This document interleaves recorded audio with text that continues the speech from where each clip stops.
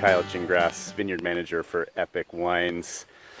We're back here at the Paderewski Vineyard. It's about the middle of May. As you can see, we've got some cloud cover behind me. We got a little May gray going on right now. Kind of interesting weather pattern as we're getting close to entering bloom. But what I wanted to talk about today is something that we've been working on for the last few weeks, that we're getting very close to wrapping up, and it's a process of specific vine work that we're doing called shoot thinning. So today, hopefully, what we can do is answer two questions about that. What is it, A, and then B, why is it so important? Okay, so what is shoot thinning? Well, shoot thinning in its most basic form is the process of removing any unnecessary or unwanted growth for the growing season. Shoot thinning is basically the second major step in directing our vine growth for the season. Second to pruning. Pruning would be the first step. And so at pruning time, what we've done, we've pruned back last year's growth to a specific number of buds that we want to have for this year. And so shoot thinning is really just ensuring that only those buds are growing, which we are now calling shoots since they're actively growing. All right, now let's take a look at how we go about this process of shoot thinning. So we're in a block of Mourvedre here at Paderewski, which is a VSP trellis system that we spur prune. And as far as timing goes for shoot thinning, we're looking to catch the vines at about 4 to 6 inches of growth on these active shoots here. So this block is looking like a good time to jump in. And basically what we're trying to do is thin those shoots back to the buds that we left at pruning time. So in this block, we're at 2 shoots per spur is the end goal. And the two main things that we're looking for to help our decision making is fruitfulness of the shoots and also location.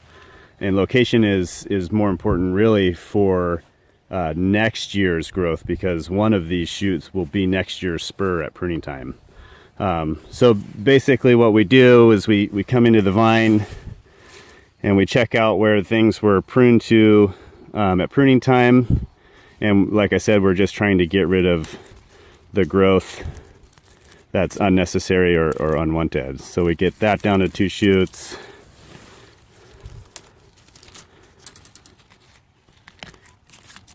And just keep working on down the line.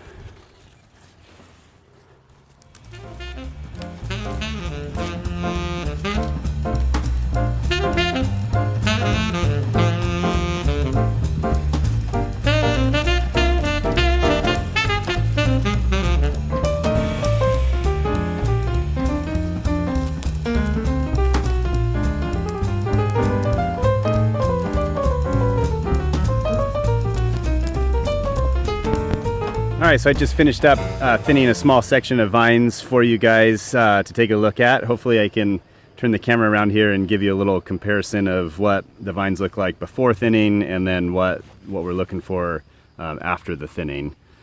All right, so let's take a little stroll along our vines here and check out the ones that have yet to be thinned. And we'll make our way to the ones that I just thinned down to the 2 shoots per spur count. So hopefully you can get a side-by-side comparison.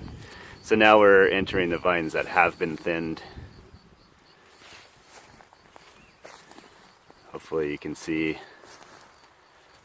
a bit of a change. And really the main change here to focus on is how thin it's gotten, or the reduction in density, which is probably a good segue to lead into our second question of today, which is why thinning is so important. Okay, so why is shoot thinning such an important process for us during the growing season? Well, like I said earlier, it's the second step in directing our vine growth. And it's really the first step in what we might call canopy management. Now, canopy is the leafy section of the vine that the fruit's going to be located in for the whole season. And when we're trying to set up our canopies, we would prefer more vertical height in growth versus width in canopy or density. So when we thin down to those buds that we've chosen at pruning time, it really encourages the vine strength and growth to be focused to a fewer number of shoots that will hopefully grow taller than many shoots that will only grow so high but be very thick in leaves. So you're still getting that similar leaf to fruit ratio, but we're wanting to encourage it vertically versus in width or density. So the ideal canopy architecture that we would like to see set up for the fruit from set leading up to veraison are shoots that are about 10 to 14 leaves tall, which is about 3 to 3.5 feet, somewhere in there, with a canopy density of about 4 leaf layers wide or thick. And those 4 leaf layers would give us 2 layers of leaves on either side of the fruiting zone. And so what that ideal structure leads to for us is this scenario of dappled light. We're looking for about a 30 to 40% dappled or filtered light, direct light hitting the fruit. And what that is important for is a couple of things. First, that UV light touching the fruit from set up to veraison really helps promote good quality tannin and anthocyanin development. And anthocyanin development. And anthocyanin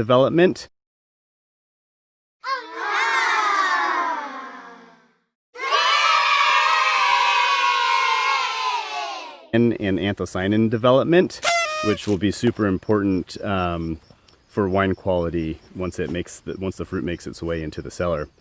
And then the other thing that's important about that is if we know that we have that 30 to 40% dappled light, we know that we have plenty of airflow passing through the canopy in the fruit zone, which will assist us in our battles against mildew or rots, such as botrytis, as we make our way through the season.